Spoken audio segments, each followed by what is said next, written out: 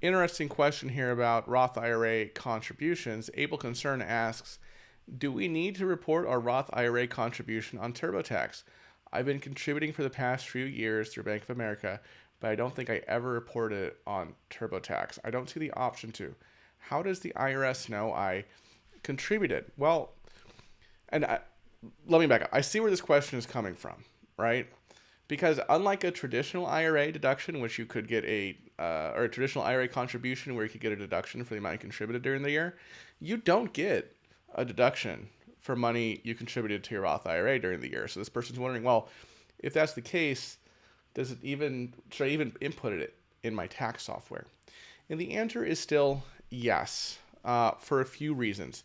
First reason is there's this thing called the retirement savers credit, where if your income is below a certain threshold, you will be able to take a credit for a percentage of the amount that you contribute to your retirement account. If you don't tell TurboTax that you made this Roth IRA contribution, it won't know to check to see if you qualify for the retirement savers credit and calculate it for you on your behalf.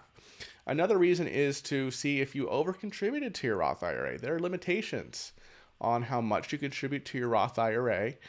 These limitations are based on your earned income as well as your modified adjusted gross income. If you don't tell TurboTax you contributed to a Roth IRA, then it won't be able to tell you, hey, you over contributed to your Roth IRA. You should probably take some of this contribution out. Third reason, to keep track of your Roth IRA contributions over the years. I can't tell you, how many clients we've had where this has been important, where they take money out of their Roth IRA, their previous repairer, the IRS is trying to tax them on that entire distribution, when in reality, we need to check their basis in their Roth IRA. How much did you contribute over the years to determine how much is actually taxable? Now, you could go back to their old statements and look, but if you have it tracked in your tax software year after year, that could be a lot easier than that. Because right now, we have a few cases right now where someone set up their Roth IRA, back in when they first started, when Roth IRAs first started, and they don't have all that data and those statements showing their contributions amount. So, that's kind of a tough situation when we're trying to make an argument to the IRS why this amount should be taxed. So those are three reasons off the top of my head where it's probably a good idea. There are other instances where, yes, you will need to report your Roth IRA contributions. If you do like a backdoor Roth IRA, you have to report that in Form 8606. But I would say to this individual, yes, go report your Roth IRA on your return.